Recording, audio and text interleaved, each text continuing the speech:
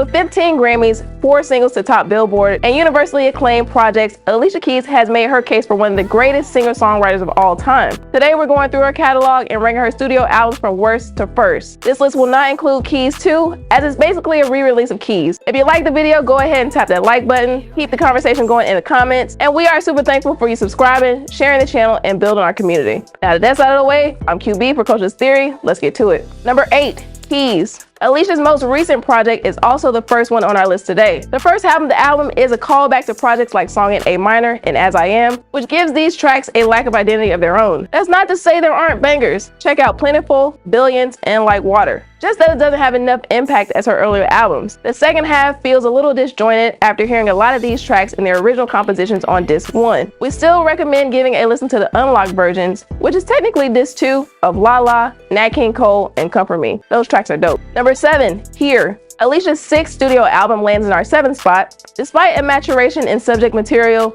Here ironically feels like a placeless entry into her catalog. This project sees Alicia really stepping out of her comfort zone, and we start to hear the more transparent and minimal sound she's adopted over her more recent projects. While this album gives us that more in-depth and intimate look into Alicia's life, none of the songs on this project hold the same staying power as previous offerings. Definitely give She Don't Really Care, Blended Family, and Where Do We Begin to Listen Though. Number 6, Girl on Fire. Alicia's 5th album sees her collabing with artists like Nicki Minaj and Maxwell, penning self-affirming anthems and exuding a confidence never before heard on her projects. This project won her 3rd Best R&B Album Grammy, making her the most awarded artist in that category, and cemented her status as one of the genre's most prolific and accomplished songwriters. While she does blend a variety of genres like R&B, hip-hop, and rock well, the project does struggle with cohesion. We recommend checking out these 3 tracks: one of her best duets in Fire We Make, one of her most sonically ambitious songs in When It's All Over, and her most introspective with Brand New Me. Let us know what you think about those. Number 5, The Element of Freedom. Arguably her most creative and explorative project to date, Element of Freedom sees Alicia experimenting with 808s, hitting piano ballads, and coming to terms with wanting to start a family. Songs like Unthinkable, That's How Strong My Love Is,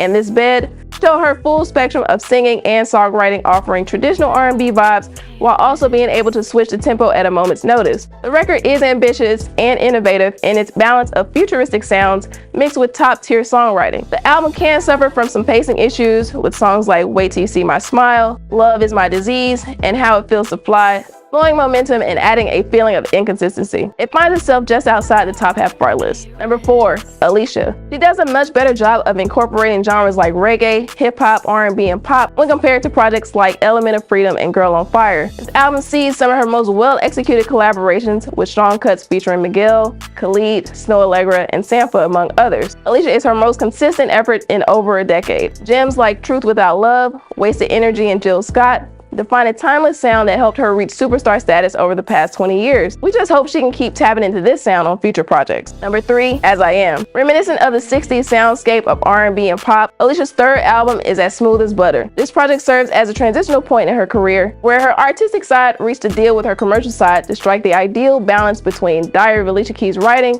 with Girl on Fire commercial appeal. Tracks like Teenage Love Affair, Like You'll Never See Me Again, and The Thing About Love belong in the conversation of her best songs and fan favorites. While we're not big on Another Way to Die, we gotta give her props for stepping outside her comfort zone and showing she's never scared to try something new. We think the project loses some steam toward the end, but it starts off too strong to fall behind anything we already mentioned. Number 2, Songs in A Minor. Alicia's debut album makes it to number 2 on our list, with heavy hitters like A Woman's Worth, Why Do I Feel So Sad, and Troubles around a catalog staple like Fallen. Every song on this project demands your attention. Alicia even had the confidence and capability to cover Prince on her introduction to the genre. At times, the album can sound one-dimensional, not stepping too far outside of the fundamental neo-soul vibe she established for herself. But it played to both her strengths as a writer and artist looking to shape the decade to come. Despite polish far beyond her years, Alicia still shows there's room for improvement when you hear her fully realized potential on her follow-up. Speaking of, number 1, The Diary of Alicia Keys. This album embodies everything to love about R&B regardless of the era. She managed to take the most appealing qualities of her debut album and elevate them with a richer sound falling all over the spectrum of R&B. The Diary sticks true to its name and offers a much more intimate and personal sound,